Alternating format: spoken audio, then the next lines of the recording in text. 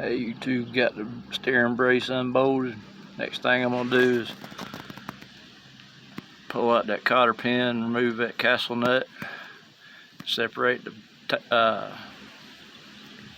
drag link from the pitman arm, and then I'm gonna unbolt my steering shaft bolt at the box, and then I'm gonna unbolt my 2 lines going to my box.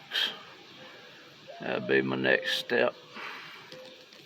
This thing's pretty nasty under here. I got a front cover leaking and front crank seal.